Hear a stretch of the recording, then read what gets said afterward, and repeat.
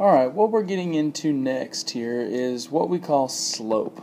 Now slope is very similar to what we've been doing with our rate of change. The only difference is it's just relating it more towards a graph, and the reason why we call it slope is because it's what's going to form that slope of a line that's going to make it look like it's either going up or heading diagonally down. And sometimes you'll refer to it as you'll hear it referred to as rise over run. So what I'm going to do real quick is I just want to talk a little bit about slope in the different forms that we're going to see it. If we're given points, a graph, a table, equation, all that different stuff, so we've seen it. First thing we need to look at is the formula. So first off, when we see slope, we're going to see it represented by the variable m. And our formula is y2 minus y1 over x2 minus x1.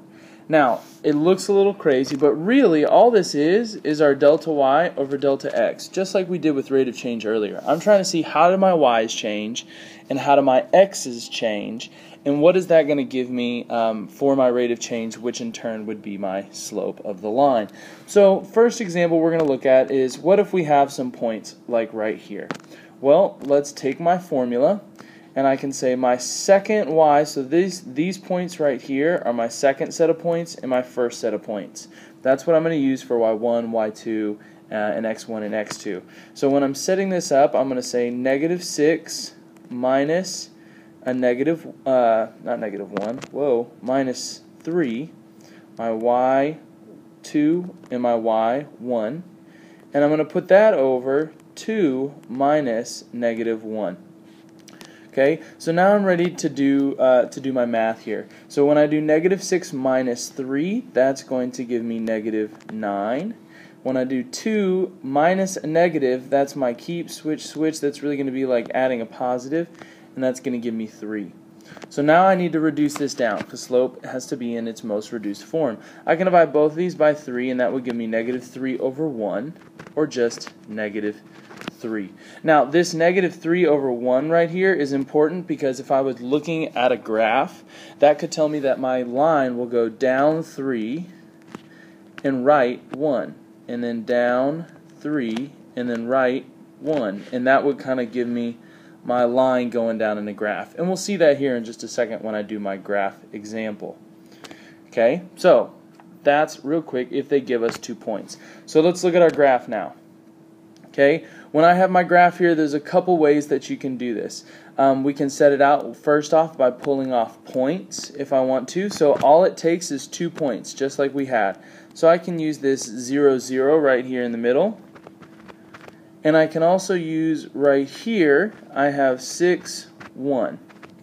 Now, since it's really like delta y over delta x in our rate of change, what I can do is I can set this up just like if I was going to do a table here.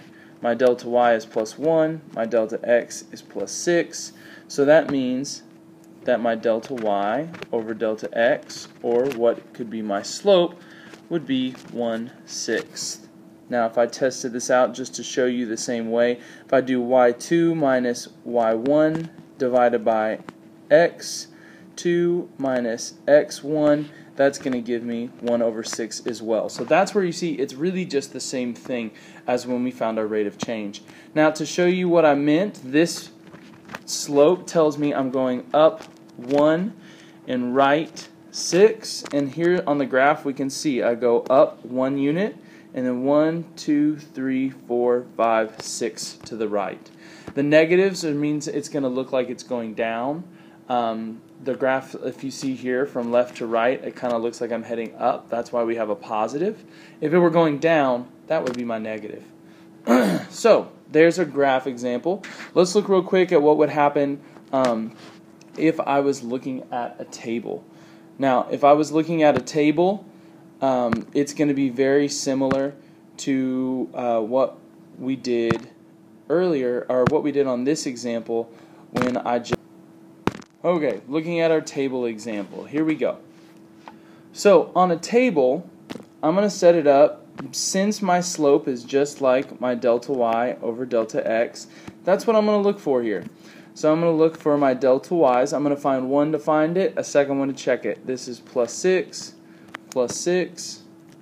over here, plus 30 plus 30. So they're both the same, so that lets me know I'm only going to have to do it once here. So my delta y is plus 6, my delta x is plus 30. Now I need to reduce that. I can divide those both by 6, and that's going to give me a slope of 1/5. Now again, just to show you with our slope formula, I'll use these points here, with this first one being x and y2, and this second one being x and y1, just to kind of show you what that would look like. y2 is 12 minus y1 is 6.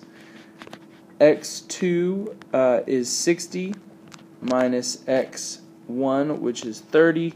And when we see that, I get my 6 over 30 again, which comes to 1/5. So this graph would go up 1 and it would go right 5.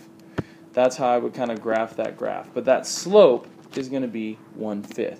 So now, last one to look at, and this is our equations. This is probably the easiest one just because of the formula. We're going to start looking at things in what we call point slope formula. And point slope formula is noted as y equals mx plus b, where the m is our slope of the line. Now if you notice, this equation is already set up in that formula. Since slope and rate of change are pretty much the same thing, there is my slope right here. So when you have an equation, they give it to you.